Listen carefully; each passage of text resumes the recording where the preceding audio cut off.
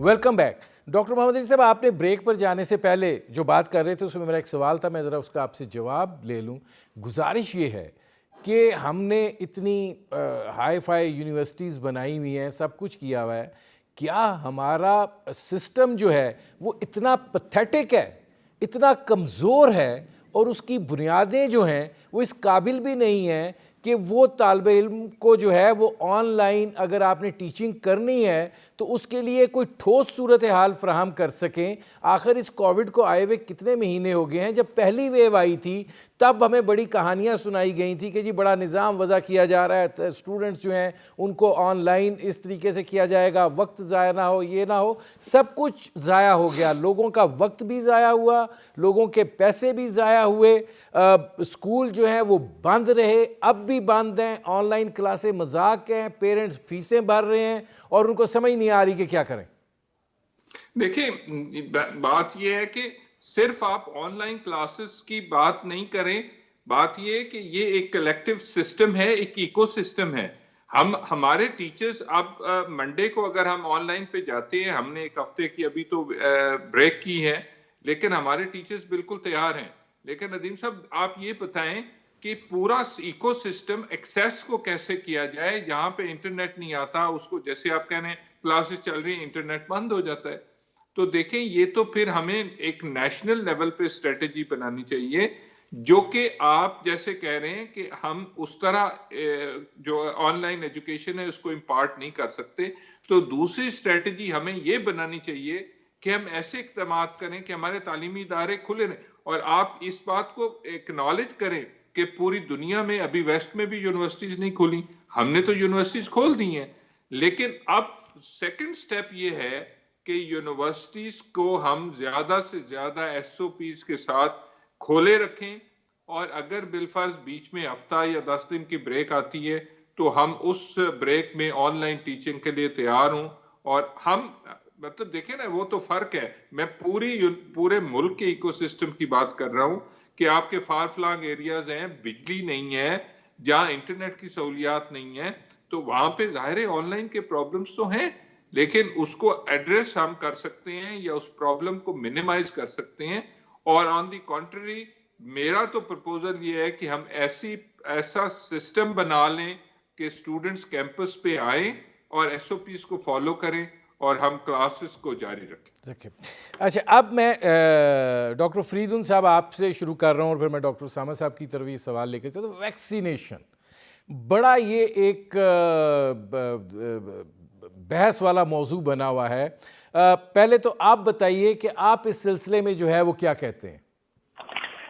دیکھیے ویکسینز کافی ساری کمپنیز اور ملک بنا رہے ہیں. اس میں بنیادی طور پہ دو طرح کی ویکسینز ہیں, ایک R N A based vaccine ہے اور دوسری پروٹین یا بیکن وائرس یا وائرس پارٹیکل بیسڈ ویکسینز ہیں.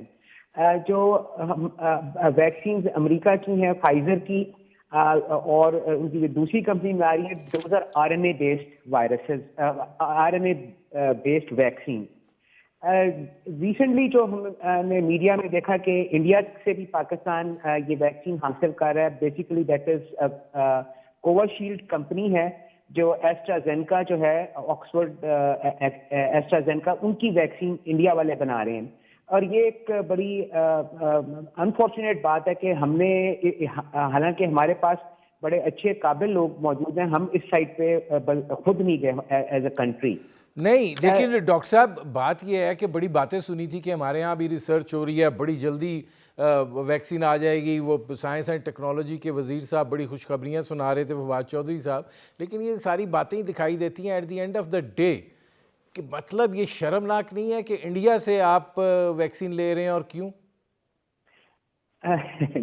دیکھیے میں کوئی سیاسی بیان تو نہیں دے سکتا, لیکن مجھے کوئی ایسا اس طرح سے نظر نہیں آیا کہ کہیں پہ فنڈنگ گئی ہو, کسی ادارے میں فنڈنگ گئی ہو ٹو ڈیولپ ویکسین.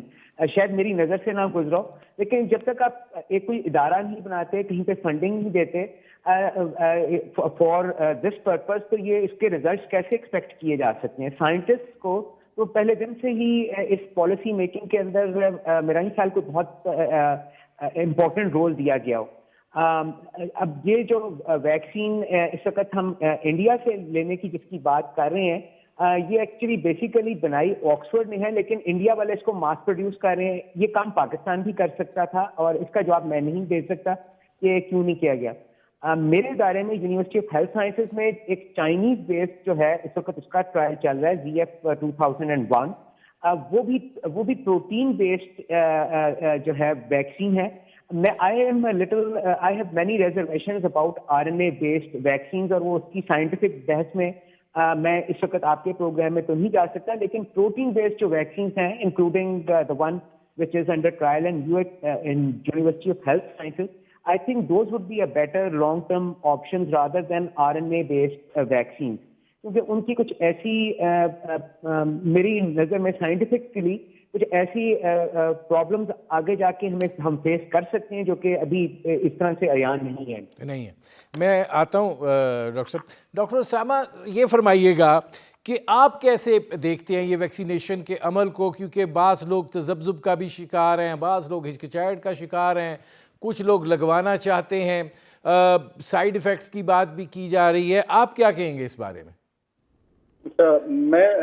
ہم بیسیکلی جو ایز اے ڈیلی جو پیشنٹس دیکھ رہے ہیں, بہت سارے پیشنٹس ہمارے پاس آتے ہیں, پوچھتے ہی ہیں کہ کیا ویکسین لگانی چاہیے, کیا نقصان ہوگا اور کیا فائدہ کیا ہوگا. تو سب سے پہلے تو میں سننے والوں کو دیکھنے والوں کو یہ بتانا چاہوں گا, تو ویکسین جو ہے وہ بیسیکلی آپ کو اس طرح لگائی جا رہی ہے, اس لیے سجیسٹ کی جا رہی ہے تاکہ آپ کو اگر یہ کرونا وائرس کی انفیکشن ہوتی ہے تو وہ بہت کم عرصے کے لیے ہو, معمولی سی ہو, زیادہ تکلیف دہ نہ ہو.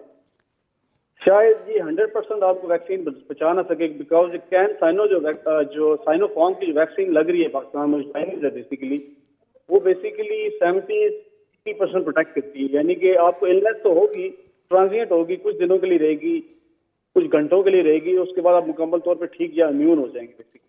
تو ویکسین کا مقصد اس بیماری سے قوت مدافعت پیدا کرنا ہے. یعنی کہ اگر آپ کو یہ انفیکشن ہوتی ہے تو آپ آرام سے اس سے لڑ سکیں اور آرام سے اس کو برداشت کر سکیں اور نہ ہی دوسروں کو ٹرانسفر کر سکیں. لہذا ویکسین جو ہے وہ میرا تو اپنا جو پرسنل خیال ہے وہ واحد راستہ ہے جو کہ اس بیماری سے ہم کسی طریقے سے نجات حاصل کر سکتے ہیں. جہاں تک ٹائپس کا تعلق ہے, ڈاکٹر صاحب نے آپ کو بتا دیا ہے کہ ٹائپس کون سی ہیں. RNA ویکسین ہے, پروٹین, ریٹرو وائرس جو لیس ویرولنٹ وائرس ہوتا ہے اس کی ویکسین ہوتی ہے. دونوں میں سے کوئی بھی ویکسین ہو, میں اتنا ٹیکنیکل تو نہیں میں بتاؤں گا, لیکن دونوں کا مقصد مور اور لیس یہ ہے کہ آپ کو پروٹیکٹ کیا جا سکے تاکہ آپ کو انفیکشن ہو تو وہ ٹرانزینٹ ہو, کچھ دیر کے لیے ہو, اور مکمل طور پہ آپ ٹھیک ہو. اچھا ڈاکٹر اسامہ صاحب یہ فرمائیے گا کہ یہ جو تھرڈ ویو ہے, اب میں دونوں ڈاکٹر سے پہلے سوال کر لوں, پھر آخر میں ڈاکٹر محمد علی صاحب سے بات کروں گا. یہ فرمائیے کہ یہ جو اب تھرڈ ویو ہے, آپ اس کو جب دیکھتے ہیں اور جو اس کا پھیلاؤ ہے, آپ کیا سمجھتے ہیں آنے والے دنوں میں کیا صورتحال آپ کو دکھائی دے رہی ہے؟ اگر آپ اسٹیٹسٹکس کی بات کرتے ہیں اور اگر آپ اپنا پاکستان کا پریویس ایکسپیرینس دیکھتے ہیں کہ سیکنڈ ویو میں number of cases maximum reported ہیں وہ 6000 تک ہیں, تو پاسبلی تھرڈ ویو میں میرا نہیں خیال کہ اس سے زیادہ کیسز پازیٹیو ہوں گے انٹل انلیس اگر آپ بہت ماس لیول پہ ٹیسٹنگ کریں. کیونکہ as a clinician, as a physician میں اگر آپ کو اپنا پرسنل ایکسپیرینس بتاؤں تو جو سارے ہم پیشنٹس دیکھ رہے ہیں ان میں میجورٹی جو ہیں وہ پازیٹیو ہو چکے ہوئے ہیں. بیسیکلی ریسنٹلی ایک بہت بڑے جرنل میں ریسرچ پبلش بھی ہو چکی ہے کہ اگر آپ کو ایک دفعہ انفیکشن ہو جاتی ہے, اگر آپ کے اندر اینٹی باڈیز بن جاتی ہیں, تو چانسز ہیں کہ دوبارہ انفیکشن ہونے کے وہ لیس دین 1% یعنی 0.5% سے بھی کم ہے. لہذا جتنے بھی ہم پیشنٹس آج کل دیکھ رہے ہیں میجورٹی ان کو یا تو کرونا ہو چکا ہوا ہوتا ہے یا ان کو سمٹمس جو بتاتے ہیں وہ کرونا سے ملتے جلتے ہیں کچھ عرصے پہلے. لہذا میرا جو پرسنل پوائنٹ آف ویو یہ ہوگا کہ نمبر آف کیسز پاسبلی مور اور لیس اتنے ہی رہیں گے جو سیکنڈ ویو میں تھے, شاید اس سے کم ہو, شاید اس سے نہ بڑھ سکے. بیکاز بٹ آئی فیل کہ بہت ساری پاپولیشن آلریڈی انفیکٹ ہو چکی ہے, ہماری جو پاپولیشن ہے, اور جو رہ گئے ہیں پاسبلی شاید وہ اب تھرڈ ویو میں پازیٹیو آ جائے. اچھا, اس میں ڈاکٹر فریدون صاحب یہ فرمائے گا کہ یہ جو ہرڈ امیونٹی والا فلسفی تھی پھر وہ وہی سلسلہ ہے اور یہی وجہ ہے کہ کچھ بچت جو ہے وہ ہو رہی ہے؟ دیکھیے بچت تو آئی ڈونٹ نو. دیکھیے ہم نے اگر اس کو دیکھیں تو رولز جو تھے وہ ریلیکس کیے گئے تھے فروری 24 کو, اور پھر وہی بات سامنے آ جاتی ہے کہ پالیسی جب آپ نے چینج کی اس کے آپ کچھ عرصے کے 2 سے 3 ہفتے کے بعد اس کے ریزلٹس دیکھتے ہیں. یہ جو ہے ایگزیکٹلی وہی ہوا کہ جو تھرڈ ویو جس کو کہا جا رہا ہے وہ اس کی وجہ جو ہے ایک طرح سے آپ کہہ سکتے ہیں کہ رول ریلیکسیشن کی وجہ سے یہ ایک دم تعداد زیادہ ہوئی. ہرڈ امیونٹی دیکھیے کہ ہرڈ امیونٹی جو کانسیپٹ ہے وہ تو یہ کہ آپ اپنی پاپولیشن کو ایکسپوز ہونے دیں وائرس کے ساتھ, جو کہ سویڈن کے اندر یہ انیشلی یہی پالیسی اختیار کی گئی, تو یہ کوئی اتنی زیادہ مؤثر ثابت نہیں ہوئی. تو ہرڈ امیونٹی اور جو اس وقت ہمارے پاس بیسٹ آپشنس ہیں وہ یہی ہے کہ ہم ویکسینیشن زیادہ سے زیادہ کریں, اور یہ بھی میں عرض کرتا چلوں کہ ویکسینیشن کرا کے یہ ہمیں بالکل خیال نہیں کرنا چاہیے کہ اب ہم اس بیماری سے, اس مصیبت سے آزاد ہو چکے ہیں, کیونکہ یہ وائرس دیکھیے ہمارے ہوتے ہوئے 1 سال کے اندر اس کی کتنی اقسام آتی ہیں. اور میں نے پہلے بھی کہیں پہ ایک دفعہ یہ کہوں کہ جو RNA بیسڈ وائرسز ہیں یہ اپنی شکل میں بہت جلدی بدل لیتے ہیں اور بڑی مؤثر انداز میں بدل لیتے ہیں. تو ویکسین جو ہے وہ پھر اس طرح سے ایک لانگ ٹرم جو ہے اسٹریٹجی وہ ہو تو سکتی ہے, لیکن اس کو بڑی سائنٹیفکلی دیکھنا پڑتا ہے کہ اس کو ہم کیسے آگے لے کے چلیں, کیونکہ فلو کی بھی آپ کو پتہ ہے ہر سال لگانی پڑتی ہے, کیونکہ فلو وائرس بھی اپنی شکل بدل لیتا ہے. تو اللہ نہ کرے ہمیں ہرڈ امیونٹی کی جو ہے صورت اختیار کرنی پڑے, کیونکہ ہرڈ امیونٹی میں پاپولیشن کا بہت بڑا نقصان ہو جاتا ہے. لیکن وہ یہ جو بات ہو رہی ہے کہ جیسے ڈاکٹر اسامہ صاحب کہہ رہے تھے کہ میکسیمم لوگوں کو تو ہو چکا ہے جن کو وہ ٹریٹ کر رہے ہیں, تو وہ یہی ہے کہ بہت سے لوگ تو ٹیسٹ بھی نہیں کرواتے, وہی سمجھتے ہیں یہ عام سا فلو ہے. اور یہ بھی اس میں ایک ویریشنز بھی تو دیکھی گئی ہیں کہ بعض لوگوں میں اس کی شدت جو ہے اس کے اثرات کی وہ کم ہے, بعض کو پتہ ہی نہیں چلتا, بعض جو ہیں وہ پھر اتنی تکلیف میں جاتے ہیں کہ ان کے لیے جان لیوا ہو جاتی ہے. جی دیکھیے, ایک جو مورٹیلٹی کی بات ہوئی کہ ہمارے ملک میں کم ہے, آئی تھنک اس کی ایک وجہ ان مائی ہمبل اوپینین از آلسو کہ ہماری پاپولیشن کی جو ایوریج ایج ہے it is fairly young population, اور یہ جو اس کی بیماری کے جو زیادہ رسک ہوتا ہے مورٹیلٹی کا وہ اولڈر پیشنٹس کو ہے, تو زیادہ ہوتا ہے. میں ڈاکٹر صاحب آتا ہوں ذرا. ڈاکٹر محمد علی صاحب یہ فرمائیے گا کہ میں آپ سے یہ پوچھنا چاہ رہا ہوں کہ ظاہر ہے اسٹوڈنٹس جو ہیں وہ یقیناً ایک مشکل میں ہیں. آپ نے کہا کہ مغرب میں یونیورسٹیز نہیں کھلی ہیں یا معاملہ اس طرح کا ہے. میں وہاں گیا ہوا تھا ابھی لنڈن, میں نے وہاں پہ آن لائن طریقہ کار جو دیکھا ہے میں حیران رہ گیا کہ کس سنجیدگی کے ساتھ اور دل جمی کے ساتھ وہاں پر وہ آن لائن ایجوکیشن کو لے کر اس فضا کے اندر جو ہے وہ چل رہے تھے, اور اس آن لائن ایجوکیشن کے کیا کیا اثرات تھے.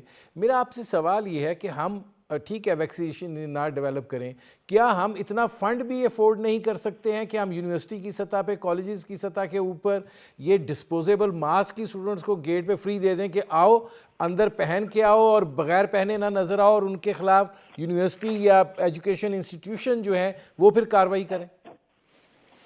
دیکھیں ابھی میں نے جیسے یہ کہا کہ جب ہم شروع میں یونیورسٹیز کھولی ہم نے اس کو بڑا اسٹرکٹلی امپلیمنٹ کیا ہے, اسٹوڈنٹس پہ رسپانسبل ہے.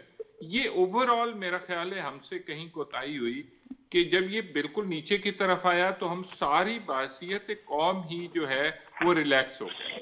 تو اب میرا جو آپ کا سوال ہے اس میں ہمیں یونیورسٹیز کی حد تک تو کوئی پرابلم نہیں ہے, ہم اس کو امپلیمنٹ کر سکتے ہیں. اور میں یہ سمجھتا ہوں کہ جیسے ڈاکٹر صاحبان نے بھی کہا کہ ہمیں ایون اگر تھرڈ ویو ہماری نیچے بھی آ جاتی ہے تو ہمیں پریکاشنری میئرز کو آن رکھنا چاہیے. جن لوگوں کو ایون کووڈ ہو گیا ہے ہمیں ان کو بھی کہنا چاہیے کہ وہ اپنا گارڈ رکھیں, اپنے ماسک پہنیں. اور بہت سارے لوگوں کو ہم نے یہ بھی دیکھا کہ ان کو کرونا ہو گیا ہے. دوسری بات یہ کہ ینگ جو پاپولیشن ہے وہ یہ سمجھتی ہے کہ ان کو کرونا نہیں ہوگا یا کم اثر ہوگا, لیکن وہ آگے ٹرانسفر کر سکتے ہیں. تو میرا یہ خیال ہے کہ آپ صحیح کہہ رہے ہیں کہ ہمیں بڑا اسٹرکٹلی اس کے اوپر ریگولیشن عمل کرنا چاہیے. میرے پروگرام کا وقت ختم ہو رہا ہے. بہت شکریہ ڈاکٹر محمد علی صاحب, بہت شکریہ ڈاکٹر اسامہ صاحب, بہت شکریہ ڈاکٹر فریدون صاحب. ناظرین آپ نے ہمارے پینل کے شرکاء کی گفتگو سنی, اب تک کے لیے اتنا ہی. اجازت دیجیے, اللہ حافظ.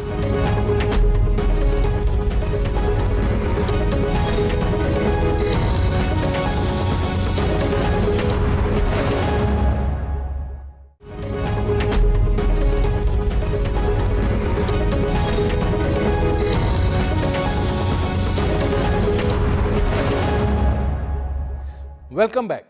کورونا کی لہر جو ہے یہ اب اس کو تیسری ویو کہا جا رہا ہے, یہ تیزی سے بڑھ رہی ہے, اور جیسے کہ میں نے پہلے بھی بتایا کہ شرح جو ہے اس میں بھی اضافہ ہوا ہے, جو ٹیسٹ ہو رہے ہیں اور جو پازیٹیو آنے کی شرح ہے وہ 6% جو ہے وہ ہو گئی ہے. اقدامات اس حوالے سے یقیناً کیے جا رہے ہیں. ویکسینیشن بھی جو ہے وہ ایک سوالیہ نشان بنی ہوئی ہے. تعلیم کا نظام بھی دھرم بھرم ہو کر رہ گیا ہے, اور یہ بڑی اہم چیزیں ہیں جن پر بات ہونی چاہیے, اور شاید اس میں سے کوئی اچھی بات جو ہے وہ نکل کر سامنے آ سکے اور حکومت کے اوپر کوئی اثر انداز ہو سکے. آپ کا اپنے مہمانوں سے تعارف کرواتے ہیں. ہمارے ساتھ موجود ہیں پاکستان کی طب کا ایک بڑا نام ڈاکٹر اسامہ.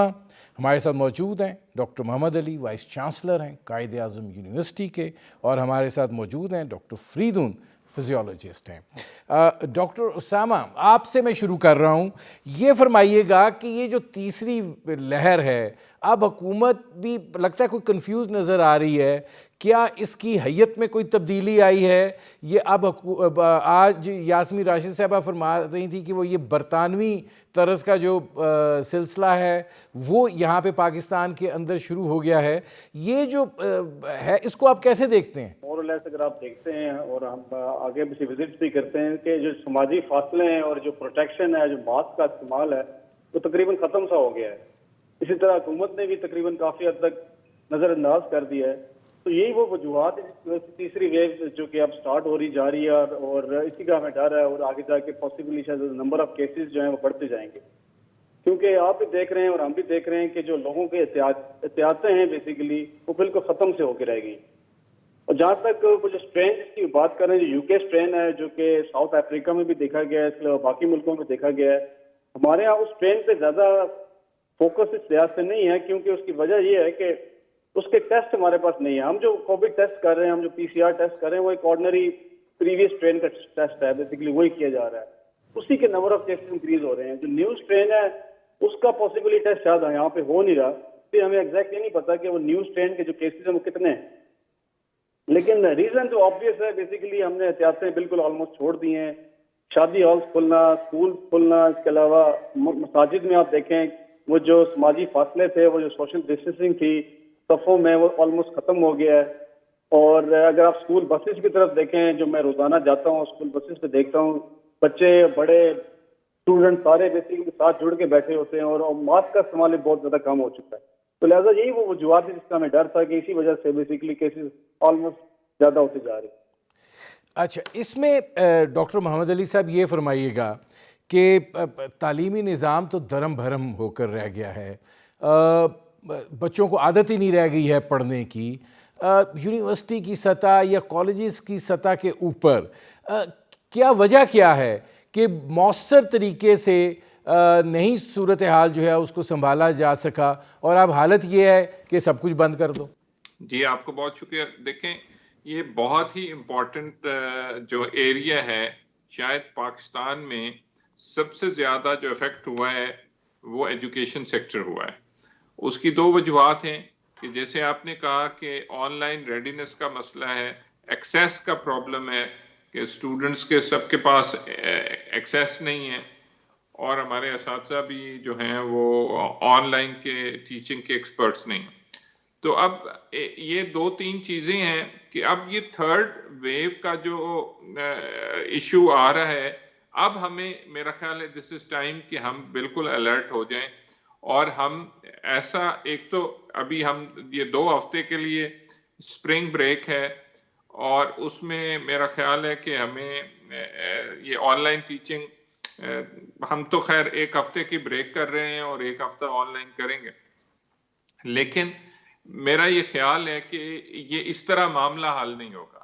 ہمیں لانگ ٹرم اسٹریٹجی بنانی ہے, اور وہ لانگ ٹرم اسٹریٹجی فی الحال تعلیمی اداروں کی حد تک ایسی ہی ہے کہ ہم اپنے اسٹوڈنٹس کو ایجوکیٹ کریں, پیرنٹس کو ایجوکیٹ کریں, اور کوشش کریں کہ SOPs کو فالو کیا جائے اور ادارے کھلے رکھے جائیں, یا ہائیبریڈ موڈ کیا جائے کہ آپ کو 60% آن لائن اور 40% 50-50 آپ کر سکتے ہیں. لیکن میرا خیال ہے کہ 29 مارچ کے بعد ہمارے پاس ایسی اسٹریٹجی ہونی چاہیے اور اس کو اسٹرانگ امپلیمنٹیشن تاکہ ہم اپنے اداروں کو کھلا رکھیں. کیونکہ جیسے میرے کولیگ بھی کہہ رہے تھے کہ ہم نے بالکل ہی اس کو کیجول لے لیا, ہم نے ماسک کا استعمال چھوڑ دیا, سوشل ڈسٹینسنگ چھوڑ دی, اور بالکل ہی ہم نے, تو میرا یہ خیال ہے کہ ہمیں انسٹنٹ ٹیسٹنگ کٹس کا بندوبست کرنا چاہیے تاکہ لوگ اپنا کرونا ٹیسٹ انسٹنٹ کریں. ویکسینیشن جیسے ابھی ایج 60 سے اوپر ویکسینیشن حکومت نے شروع کی ہے. میرا یہ پرپوزل ہے کہ 60 کے بعد اسٹوڈنٹس اور ٹیچرز کی ویکسینیشن کی جائے تاکہ یہ ادارے جو ہیں وہ کھلے رکھے جائیں. کرے رکھے. میں آتا ہوں ڈاکٹر صاحب. اچھا ڈاکٹر فریدون صاحب یہ فرمائیے گا کہ آپ کیا دیکھتے ہیں کہ یہ جو نیا وائرس ہے کیا یہ پہلے وائرس سے مختلف ہے, اور یہ تیسری ویو آنے کی وجہ جو ہے وہ بنیادی طور پر ہمارا ہی تساہل ہے کہ ایس او پیز پہ عمل نہیں کیا جا رہا, یا ہم اگنورینٹ ہیں, اس حوالے سے ہم تسلیم کرنے کے لیے اس کو تیار نہیں ہیں؟ جی السلام علیکم ندیم صاحب. دیکھیے ویوز جو ہیں بیسیکلی آ کیوں رہی ہیں, جب ہم احتیاط شروع کر دیتے ہیں تو اس کے جو ہے کرونا کے مریضوں کی فریکوینسی کم ہو جاتی ہے. اس کے بعد ہم یہ خیال کر لیتے ہیں کہ شاید اب یہ بلا ٹل گئی ہے, اور پھر ہم احتیاط چھوڑ دیتے ہیں اور پھر ایک دم اسپائک آ جاتی ہے, تو اس کو ہم پھر کہہ دیتے ہیں کہ جی یہ ایک اور ویو آ گئی. بیسیکلی کرونا وائرس جو ہے کووڈ-19 ڈیزیز یہ موجود ہے, اور یہ موجود میرا خیال ہے فورسیبل فیوچر, اللہ کرے میں غلط ہوں, لگتا ہے اسی طرح کہ یہ رہے گی. تو ہمیں ایک ایسی اسٹریٹجی بنانی چاہیے جو کہ ایک ہم کنسسٹنٹلی لے کے آگے چلیں, بجائے اس کے کہ یہ ہٹ اینڈ ٹرائل بیسس کے اوپر کبھی ہم کچھ ٹرائی کرنا چاہ رہے ہیں, کبھی کچھ ٹرائی کرنا چاہیں. دیکھیے میں نے پہلے عرض کی تھی کہ یہ جو ہے اس ڈیزیز کے اندر ایک گیپ ہے. جو پالیسی ہم نے 2 ہفتے پہلے 3 ہفتے پہلے بنائی اس کے اثرات آج مرتب ہو رہے ہیں. تو یہ ہمیں پالیسی میکنگ کی سائٹ کے اوپر ذرا اس کو مزید غور کے ساتھ دیکھنا پڑے گا کہ اس کو کیسے کریں. جہاں تک آپ نے ذکر کیا یہ یو کے ویریئنٹ کا, دیکھیے سر اس کے اندر جو ہے سب سے پہلی بات ہے اس کی جو اسپائک پروٹین ہے جس ذریعے سے یہ وائرس جسم کے اندر سیلس کے اندر داخل ہوتا ہے, اس کے اندر کچھ دوسرے جو جس کو ہم وائلڈ ٹائپ وائرس کہتے ہیں اس سے مختلف ہے. اور ایسٹیمیٹ جو ہے اس وقت وہ جو لگایا گیا ہے سائنٹسٹ کی طرف سے وہ یہ لگایا گیا ہے کہ یہ کوئی تقریباً 40 to 80% زیادہ ٹرانسمسیبل ہے, جس کا مطلب ہے کہ اس کے چانسز, اس کی پروبیبلٹی ایک شخص سے دوسرے شخص میں منتقل ہونے کی عام جو کرونا وائرس ہے اس سے کوئی 40 سے 80% زیادہ ہے.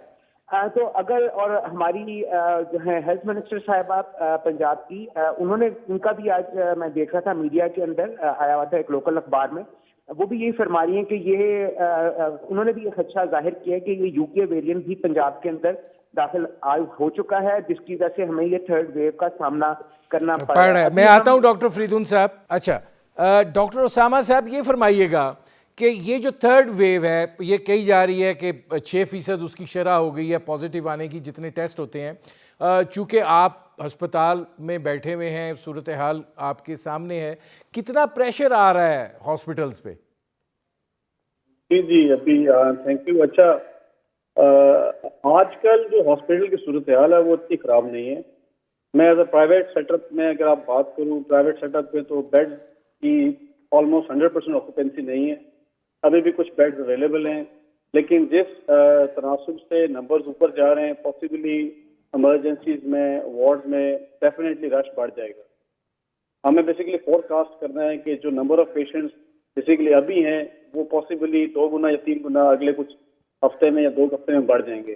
لیکن لاسٹ ٹائم اگر ہماری ڈسکشن ہوئی تھی, ڈسکشن یہی ہم نے کی تھی کہ پریپیئرڈنیس ٹریٹمنٹ پروٹوکولز ہمارے پاس ریلیٹیولی کافی اچھے ہیں, اور موٹیلٹی ریٹ جو پاکستان کا اگر آپ دیکھیں باقی دنیا سے کمپیئر کریں تو کافی کم ہے.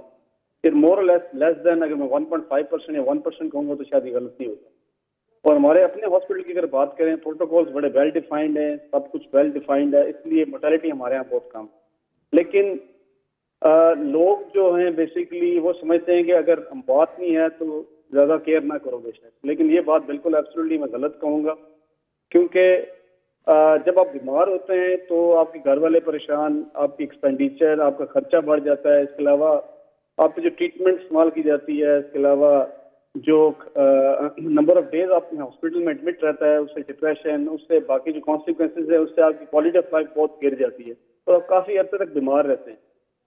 لہٰذا جو ویکسینیشن ہوگی کووڈ کی، اس کے علاوہ جو ٹریٹمنٹ پروٹوکولز ہیں، ان کا مقصد یہ بھی ہے تاکہ اگر آپ بیمار ہوں تو تھوڑے عرصے کے لیے ہوں، آرام سے واپس اپنے کام پہ چلے جائیں اور زیادہ آپ کو پرابلم نہ ہو۔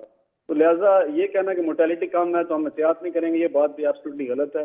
ہمیں بیسیکلی بیمار نہیں ہونا تاکہ ہم اپنا کام نہ چھوڑ سکیں۔ اچھا، اس میں اب ڈاکٹر محمد علی صاحب یہ فرمائیے گا کہ آپ حکمت عملی کی بات کر رہے ہیں۔ دیکھیے یونیورسٹیاں تو یونیورسٹی لیول جو ہے یا کالج لیول جو ہے یہ ایک ایسی سطح ہے کہ جس کے اوپر وائس چانسلر یا پرنسپلز جو ہیں وہ اپنے طور کے اوپر بھی اقدامات جو ہیں وہ اٹھا سکتے ہیں، کیونکہ گزارش یہ ہے کہ طالب علموں کا بہت حرج ہو رہا ہے، آن لائن کلاسز جو ہیں وہ مذاق بن کر رہ گئی ہوئی ہیں، اور میں یہ بڑا ویزیبلی اس چیز کو میرا مشاہدہ ہے کہ وہ کوئی اس کا اثر نہیں ہوتا ہے، اور بعض دفعہ ہوتی ہیں، بعض دفعہ نہیں ہوتی ہیں، بعض دفعہ 1 سیکنڈ کے لیے آن ہوتی ہیں پھر آف ہو جاتی ہیں اور کھاتے میں چلا جاتا ہے کہ جی آن لائن کلاسز ہو رہی ہیں۔ اب یہ صورتحال جو ہے اس کے اندر کو ایگزسٹ تو کرنا ہے، آپ کیا سمجھتے ہیں کیا کرنا چاہیے؟ کیونکہ اس طریقے سے تو طالب علم جو ہے وہ بالکل فلیٹ ہو کر رہ گیا۔ جی بالکل، میں آپ کی بات سے ایگری کرتا ہوں۔ جیسے میں پہلے کہہ رہا تھا کہ ہمیں کوشش کرنی چاہیے کہ ایجوکیشنل انسٹیٹیوشن کو کھلا رکھیں، کیونکہ ہم فیس ٹو فیس ٹیچنگ کے ہی ایکسپرٹس ہیں اور ہم اس کو ہی بہترین طریقے سے امپارٹ کر سکتے۔ اب ان کو کھلا کیسے رکھیں؟ ایک تو جیسے ڈاکٹر صاحب نے بتایا، ایک جب یہ ہماری دوسری ویو نیچے آئی، ہمارا بحیثیت قوم ایک جو رسپانس تھا وہ کیجول ہو گیا، شادیاں بیاہ ہو رہی ہیں، لوگ آ رہے ہیں جا رہے ہیں، اور ہم نے ریسٹورنٹس کھل گئے۔ اب ہم تھرڈ ویو میں انٹر کر رہے ہیں، تو میں آپ کے وساطت سے بھی یہ کہہ رہا ہوں کہ ہمیں خود سے اسٹریٹجی بنانا ہوگی، امپلیمنٹ کرنا ہوگا، اور اسٹوڈنٹس اور پیرنٹس کو آن بورڈ کرنا ہوگا کہ اگر یونیورسٹیز کے اندر 100% SOPs ہم اسٹوڈنٹس کو کنونس کر لیں جیسے آپ کا کنسرن ہے، تو اسٹوڈنٹس کو بھی تو یہ بات ہمارے ساتھ تعاون کرنا پڑے گا کہ وہ ٹیمپریرلی جو ہے اپنی جتنی بھی ان کی ایکٹیویٹیز سوشل ہیں ان کو منیمائز کریں، اپنی کو کریکولر ایکٹیویٹیز کو منیمائز کریں، سوشل ڈسٹینسنگ کریں، اور پوری SOP کو فالو کریں۔ اور 29 مارچ کے بعد، جی میں ایک اپنی بات ختم کر لوں کہ 29 مارچ کے بعد ہم اس کو جو ہے وہ سمارٹ لاک ڈاؤن پہ جائیں کہ جس کلاس کے اندر پیشنٹ کرونا کا ہوگا اس کلاس کو ہم ہفتے کے لیے آن لائن کر دیں گے، تو اس سے پھر سٹوڈنٹس کو بھی ریئلائزیشن ہوگی کہ ہم کیئرفل رہیں اور کلاسز ہماری فزیکل یا فیس ٹو فیس۔ میرا ایک اس میں سوال ہے لیکن مجھے ایک بریک لینا پڑ رہا ہے۔ ناظرین ہماری گفتگو جاری ہے، ایک مختصر سے کمرشل بریک کا وقت ہوا ہے، ملتے ہیں اس وقفے کے بعد۔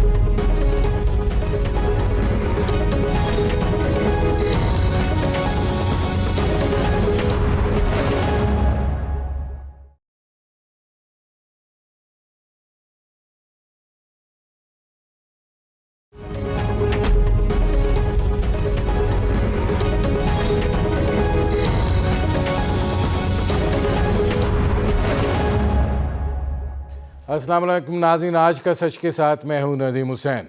سینٹ کے چیئرمین کا کل انتخاب ہوگا اور اس کے ساتھ ہی خفیہ رائے شماری کا امتحان ہوگا۔ اپوزیشن اور حکومت دونوں جو ہیں وہ یہ دعوے کر رہے ہیں کہ وہ اس پوزیشن کے اندر ہیں کہ کل کا جو صورتحال ہے اس میں سے سرخرو ہو کر نکلیں، لیکن دکھائی یہ دیتا ہے کہ سیاست کی اپنی ضروریات اور اپنے تقاضے ہوتے ہیں، اور یہ ضروریات اور تقاضے مل کے مفادات بنتے ہیں، اور ان مفادات کے نتیجے میں پھر جو سودے بازی ہوتی ہے وہ ایک کردار ادا کرتی ہے اس نوعیت کے انتخابات کے اندر۔ وزیر اعظم عمران خان آج یہ بات کہہ رہے تھے کہ سینٹ الیکشن جو ہیں انہوں نے یہ بات واضح کر دی ہے کہ ہم اخلاقی تنزلی کا شکار ہیں۔ वज़ीर आज़म साहब, ये अखलाकी तनज़ली जो है ये बहसीत मजमूई है, चाहे अपोजिशन हो चाहे हुकूमत हो। अगर यूसुफ रज़ा गिलानी के बतौर सेनेटर इंतखाब के हवाले से अखलाकी तनज़ली का मुज़ाहरा हुआ है, तो क्या सेनेट के चेयरमैन और डिप्टी चेयरमैन के इंतखाब के हवाले से हकूमती सतह पर किस चीज़ का मुज़ाहरा होगा? क्योंकि अगर देखा जाए तो अददी तौर के ऊपर अपोजिशन के नंबर ज़्यादा हैं, लेकिन हुकूमत जो है ये दोनों ओहदे हासिल करना चाहती है और उसका तरीक़ाकार एक ही है जो अपोजिशन ने और हुकूमत दोनों ने यूसुफ रज़ा गिलानी के सिलसिले में अपनाया। ये इन्हताज जो है ये एक नए बेंचमार्क सेट कर रहा है मुस्तकबिल के हवाले से, और ये पाकिस्तान की सियासत जो है उसके ऊपर किस तरीके से असरअंदाज होंगे ये आने वाला वक्त बताएगा। इस पर भी हम करेंगे बात। दूसरा जो है, मुल्क में कोरोना की तीसरी लहर जो है वो तेज़ी से बढ़ रही है। कोरोना के जो टेस्ट हो रहे हैं उनमें मुस्बित आने की शरह जो है वो 6% तक जा पहुंची है, और जो दिखाई दे रहा है वो यही है कि हमने शायद फरामोश कर दिया है कि कोरोना जो है वो कोई बीमारी भी है। एहतियाती तदाबीर से गुरेज़ किया जा रहा है और वो तमाम बेअसूली जो है इस हवाले से इख्तियार की जा रही है जो इस मर्ज़ के फैलाव का सबब बन सकती है। इस सिलसिले में हुकूमत ने कुछ इक़दाम किए हैं। ज़ाहिर है कि आप इसको एक सेमी लॉकडाउन जो है वो ज़रूर कह सकते हैं। बड़े शहरों के अंदर पंजाब के स्कूल्स, कॉलेज और यूनिवर्सिटियाँ भी बंद कर दिए गए हैं। ये एक बड़ा अलमिया है कि बच्चों की तालीम जो है वो बहुत ज़्यादा मुतासर हो रही है। वो भूल गए हैं कि पढ़ाई जो है वो किसे कहते हैं और पढ़ाई का डिसिप्लिन जो है वो क्या होता है, और ये यकीनन पाकिस्तान का जो तालीमी निज़ाम है उसके ऊपर कोई अच्छे असरात नहीं छोड़ा। पूरा ढांचा जो है वो बहसीत मजमूई मुतासर होकर रह गया है। जिस तरीके से मामलात थे, अगर हिफाजती इक़दाम उठाए जाते, हकूमती सतह के ऊपर भी सख्ती की जाती और इस बात को यकीनी बनाया जाता, और सूबाई हुकूमतें जो हैं वो भी इस हवाले से एक मौसर किरदार अदा करती, तो शायद हमें ये दिन न देखना पड़ता। वैक्सीनेशन का अमल जो है वो भी एक बड़ा सवालिया निशान जो है वो बना हुआ है, कितना मौसर है कितना नहीं है। अब हम इंडिया से वैक्सीन मंगवा रहे हैं, एक जानिब हम कश्मीर के जुल्म सितम पर जो है वो मातम कना है, और दूसरी तरफ जो है हम इंडिया से ये वैक्सीन जो है वो दरामद कर रहे हैं। ये कितनी मौसर है? बुनियादी तौर पर ये वो मंजरनामा है जिस पर करेंगे बात, लेकिन सबसे पहले सेनेट इलेक्शन, और हमारे साथ मौजूद हैं अहमद बिलाल महबूब साहब, डायरेक्टर हैं पिलडैट के। अहमद बिलाल साहब, ये फरमाइएगा कि कल सेनेट चेयरमैन और डिप्टी चेयरमैन का मार्का होने जा रहा है। हर तरफ असूल पसंदी की गुफ्तगू है, आप इन चीज़ों को बहुत मॉनिटर करते हैं। कल क्या खुफिया राय शुमारी का इम्तिहान है? देखिए, कई चीज़ों का इम्तिहान है, सिर्फ खुफिया राय शुमारी का इम्तिहान नहीं है। ये असल इम्तिहान तो पार्टियों का है और पार्टी क़यादतों का है कि उन्होंने अपनी अपनी पार्टी के मुतल्लिका जो लेजिस्लेटर्स हैं यानी सेनेटर्स हैं वो किस किरदार के लोगों को मुंतखब किया है और किस तरह से उनके साथ रब्ता रखा है, किस तरह से उनको अपने मामलात में शरीक किया है, यानी क्या पार्टी के अंदर जमहूरियत थी या नहीं थी। ये बहुत से फैक्टर हैं कि कल वोट देने वाले को किसी खौफ की बजाय के वोट देंगे ना। दूसरे कई वोट तो ऐसे होते हैं जिनमें डर ये होता है कि हमें निकाल के बाहर कर देंगे, डिस्क्वालीफाई हो जाएंगे। इसमें डिस्क्वालीफाई होने का डर नहीं है, इसमें ये क़यादत का इम्तिहान है, सियासी पार्टियों का इम्तिहान है कि उन्होंने अपने मेंबर्स को कैसे अपने साथ चलाना है और लेके चलना। अहमद बिलाल साहब, आप चूँकि सारी चीज़ों को मुरतब भी करते रहते हैं, अगर मैं आपसे पूछूं कि माजी के सेनेट के चेयरमैन और डिप्टी चेयरमैन के इंतखाबात या सेनेट के अरकान के जो इंतखाबात हैं उसका अगर आप तकाबली जायज़ा दें जो इस वक्त सूरत हाल है, तो आप क्या कहेंगे? मुझे तो कोई बड़ा फ़र्क नज़र नहीं आता जी, माजी के इलेक्शनों में भी और इस इलेक्शन में भी। एक दो केसों के ऊपर शक पहले भी होता था और एक आध केस के ऊपर शक इस दफ़ा भी हो सकता है, अगरचे उसके ऊपर कोई यकीन से नहीं कह सकता कि क्या हुआ क्या नहीं हुआ। لیکن اس طرح کے شکوک ماضی میں بھی پیدا ہوتے رہے ہیں، بلکہ ماضی میں شاید زیادہ ہوئے ہیں، خاص طور پہ 2018 میں جو انتخابات ہوئے، جس میں بہت سارے لوگوں کو پی ٹی آئی نے اپنی رکنیت سے فارغ کیا، وہ غالباً زیادہ ڈرٹی الیکشنز تھے، یا ان کے اندر ڈرٹی ہونے کا احتمال تھا۔ اس دفعہ نسبتاً میرے خیال میں کم ہوا ہے، بہت زیادہ آپ کو کیسز نظر نہیں آتے کہ وہاں کیا ہوا ہے۔ ایک آدھ کیس بلوچستان میں 1-2 کیس ہوئے ہیں، اور ایک آدھ کیس اور ایسا ہوا ہے جس پہ شک کیا جاتا ہے۔ یقین سے کہنا کہ واقعی اس میں پیسہ چلا ہے، یہ میں نہیں کہہ سکتا۔ میرے خیال میں لوگوں میں کوئی اور فیکٹرز بھی استعمال ہوتے ہیں، بعض کا تعلقات ہوتے ہیں، بعض کا تو آپ کے لوگوں کے ساتھ لین دین کا معاملہ ہوتا ہے، برادری کا معاملہ ہوتا ہے۔ جیسے چودھری سرور صاحب پنجاب میں جیت گئے تھے سینیٹر پچھلی دفعہ، میں نہیں کہتا کہ انہوں نے پیسے دیے، میرے خیال میں ان کے تعلقات تھے، رکھ رکھاؤ تھا لوگوں کے ساتھ۔ اچھا، اس میں احمد بلال محبوب صاحب یہ فرمائیے گا کہ یہ اس سچویشن کا بھی ذرا ایک جائزہ لے لیں کہ کل جو سینٹ چیئرمین کا انتخاب ہونے جا رہا ہے، اس کے اندر ڈپٹی چیئرمین کا بھی ساتھ رکھیں، اس کے اندر جو عددی اکثریت ہے وہ اپوزیشن کی ہے، اور حکومت جو ہے ظاہر ہے اس کو بڑا محدود، لیکن چاہے 2 کا ہو 3 کا فرق ہو، لیکن ایک فرق ہے، 1 ووٹ سے بھی لوگ بن جاتے ہیں، اس کی صورتحال یہ ہے۔ اب حکومت جو ہے وہ ہر قیمت پر کل کا انتخاب جیتنا چاہتی ہے، اور اپوزیشن بھی ہر قیمت پر وہ انتخاب جیتنا چاہتی ہے، اور دونوں یہ بات کر رہے ہیں کہ ہر حربہ استعمال کیا جائے گا اس مقصد کے حصول کے لیے۔ اور پھر دوسری جانب وزیر اعظم صاحب فرماتے ہیں کہ سینٹ کے انتخابات نے ثابت کیا کہ ہم جو ہے اخلاقی تنزلی کا شکار ہیں۔ تو یہ ایک جانب تو انگلی نہیں اٹھائی جا سکتی احمد بلال محبوب صاحب؟ جی ہاں، یہ جو مورل ہائی گراؤنڈ کی بات ہوتی ہے، وہ آپ کسی ایک کیس میں نہیں اٹھا سکتے کہ اس کیس میں تو ہم مورل ہائی گراؤنڈ پہ تھے اور دوسرے میں ہم ہر حربہ استعمال کر لیں گے، یہ نہیں ہو سکتا۔ یا تو آپ مورل ہائی گراؤنڈز پہ کھڑے ہوتے ہیں یا نہیں کھڑے ہوتے ہیں۔ تو میرے خیال میں یہ مورل ہائی گراؤنڈز کی جو بحث ہے وہ تو اس وقت بے معنی ہے، کیونکہ دونوں سائڈوں کے اوپر یہ آپ نے درست کہا ہے کہ ہم ہر استعمال کریں گے۔ ایسا نہیں ہو سکتا کہ ہم مسٹر کلین کلین کھیلیں اور باقی لوگ کچھ اور کریں۔ اس کا مطلب ہے کہ جس کے بس میں جو بھی ہوگا وہ کرے گا۔ اب اگر وہ پکڑا جائے اور اگر وہ ہار جائے تو اس میں یہ نہیں کہہ سکتا کہ ہم مورل ہائی گراؤنڈز پہ جیتے ہیں یا مورل ہائی گراؤنڈز پہ ہارے ہیں۔ وہ پھر ان کی پورے اتنا ہاتھ کی پہنچ نہیں لگی ہوگی، اتنا ان کا کیپیبل نہیں ہوں گے، اتنی کیپیسٹی نہیں ہوگی۔ اس بات کو ذمہ دار قرار دینا چاہیے۔ مورل ہائی گراؤنڈز کی بات irrelevant ہو چکی ہے تقریباً۔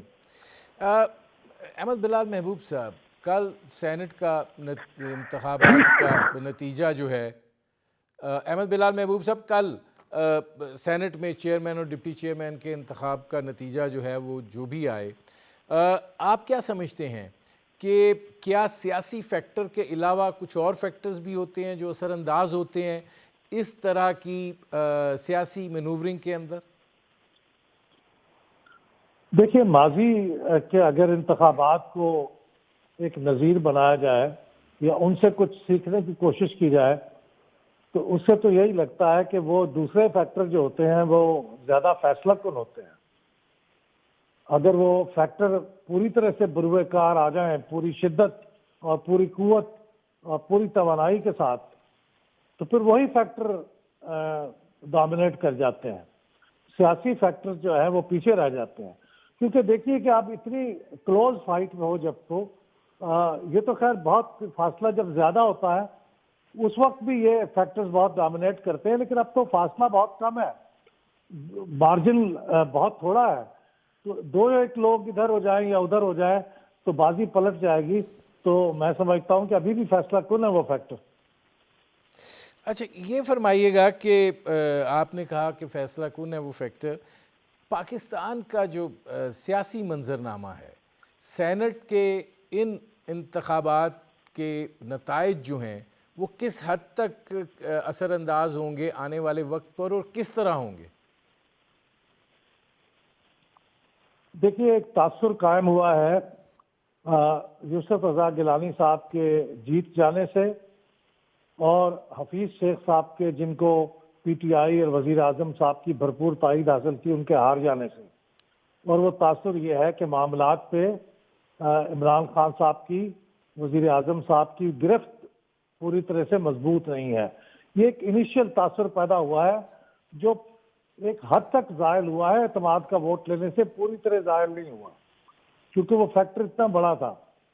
اب اس کے بعد اگر یہ چیئرمین کے معاملے میں بھی پی ٹی آئی ہار جائے, یعنی پی ٹی آئی کا امیدوار ہار جائے, تو اگرچہ ان کے پاس جسٹیفیکیشن تو ہے کہ ہمارے پاس تو نمبر پورے نہیں تھے, لیکن اس کے باوجود ان کی کمزوری کا اور ان کے پاؤں اکھڑنے کا جو تاثر ہے وہ مزید مضبوط ہوگا.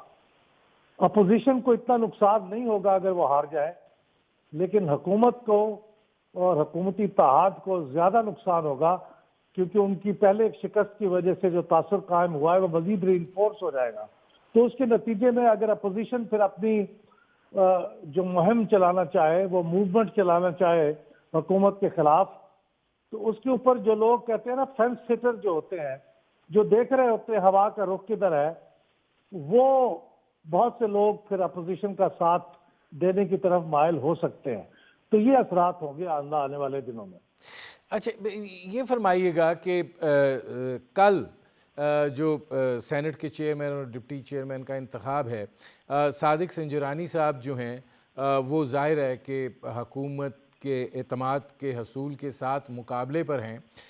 ماضی میں ان کے خلاف تحریک عدم اعتماد بھی آئی اور خفیہ رائے شماری کے اندر جو ہے وہ ناکام ہو گئی. کل کا دن جو ہے اس میں آپ کیا دیکھتے ہیں کہ وہ فیکٹر پرویل کرے گا جو صادق سنجرانی کے خلاف تحریک عدم اعتماد کو ناکام بنانے کے لیے تھا, یا آپ یہ سمجھ رہے ہیں کہ یہ اب پولیٹیکل زون کے اندر ہی مقابلہ ہوگا؟ دیکھیے یہ کہنا تو بہت ہی مشکل ہے کہ یہ پولیٹیکل زون کے اندر ہی مقابلہ ہوگا, لیکن ابھی تک کوئی ایسی قابل ذکر شہادت سامنے نہیں آئی, یا کوئی ایسے شہادت تو کبھی بھی نہیں آتی, لیکن کوئی ایسی اشارے نہیں ملے جس سے لگے کہ وہ فیکٹر پوری قوت کے ساتھ برسرے بروئے کار آ چکا ہے. تو یہ دیکھنے کے بعد پتہ چلے گا کل کیا ہوتا ہے. مجھے تو اس وقت تک تاثر یہی مل رہا ہے جو یوسف رضا گیلانی صاحب فرماتے رہے ہیں کہ وہ نیوٹرل ہے اور اس لیے یہ سیاسی میدان میں ہے. میرا خیال تو یہی ہے, اور اللہ کرے ایسا ہو, کیونکہ بصورت دیگر خرابی بہت ہوگی, بہت خرابی کے امکانات ہوں گے. ایک تاثر پیدا ہو رہا ہے نیوٹرالٹی کا, یہ بہت اچھی بات ہے. بڑا مشکل کام ہوتا ہے نیوٹرالٹی کا تاثر قائم کرنا ماضی کے معاملات کی وجہ سے, لیکن اگر یہ کچھ تاثر پیدا ہو گیا ہے تو کوشش کرنی چاہیے کہ یہ تاثر قائم رہے اور کوئی خرابی نہ پیدا ہو. تو امید تو میں یہی کر رہا ہوں, لیکن اب حقیقت کیا ہوتی ہے کل ہی سامنے آئے گی, یا آنے والے دنوں میں سامنے آئے گی. احمد بلال صاحب, جو اس وقت حیت ہے سینٹ کی, اس کو دیکھتے ہوئے آپ کیا سمجھتے ہیں کہ یوسف رضا گیلانی اگر جیت جاتے ہیں تو وہ ایک فیئر صورتحال ہوگی, اور اگر صادق سنجرانی صاحب جیت جاتے ہیں تو وہ اس کو پھر آپ کیسے دیکھیں گے؟ دیکھیے میں ہار اور جیت کی بنیاد پہ تو میں یہ نہیں کہہ سکتا کہ لازمی فیئر ہوا یا انفیئر ہوا. مثلا میں یہ تو یوسف رضا گیلانی صاحب کے جیتنے کو بھی یہ نہیں کہتا کہ اس میں لازمی طور سے کوئی انفیئر کام ہوا ہے, اس لیے کہ جب آپ ممبرز کو قانون اور آئین یہ اجازت دیتا ہے کہ آپ اپنی مرضی سے اور اپنے ضمیر کے مطابق ووٹ دے سکتے ہیں, تو آپ یہ کیسے کہہ سکتے ہیں جب تک کوئی شہادت نہ ہو کہ انہوں نے کوئی پیسے لے کے یا کسی دباؤ کی وجہ سے کیا ہے. تو اس لیے کل جب یہ ہوگا تو اس کے نتیجے میں اگر فرض کریں یہ ہو جائے کہ پی ٹی آئی کا امیدوار جیت جائے, تو اس کا لازمی مطلب یہ نہیں ہے کہ کوئی دباؤ ڈالا گیا ہے یا کوئی کرپشن ہوئی ہے. یہ تو بعد کے کچھ آثار ہمیں بتائیں گے کہ کیا ہوا ہے, لیکن اس سے آٹومیٹکلی یہ نتیجہ اخذ نہیں کر سکتے. وہ تعلقات کی بات ہوتی ہے, وہ آپ کے ملنے جلنے کی بات ہوتی ہے، کئی معاملات ہوتے ہیں، بعض اوقات پارٹی کے لوگ کسی وجہ سے ناراض ہوتے ہیں، لیکن اس وقت جو چیز نظر آ رہی ہے اس میں یہ لگتا یہ ہے کہ اگر تعلقات بنانے کی بات ہو تو اس میں یوسف رضا گیلانی صاحب نے بہت انویسٹمنٹ کر رکھی ہے اپنے زمانہ وزارت عظمیٰ میں. وہ پارٹی ان کی پاپولر ہو یا نہ ہو، وہ ذاتی طور پہ ملن ساری کی وجہ سے بہت پاپولر رہے ہیں. اور سنجرانی صاحب نے بھی ایک اچھا تاثر پیدا کیا ہے. تو اس لیے میرا نہیں خیال کہ کوئی آٹومیٹکلی یہ ظاہر ہوگا. یہ کل اور آنے والے دنوں میں کچھ آثار سے پتہ چلے گا کہ ہوا کیا ہے. بہت شکریہ احمد بلال محبوب صاحب. ناظرین، ہماری گفتگو جاری ہے. ایک مختصر سے کمرشل بریک کا وقت ہوا ہے. جب واپس آئیں گے تو بات کریں گے کورونا کی صورتحال اور اس کے اثرات کے حوالے سے. ملتے ہیں اس کمرشل بریک کے بعد.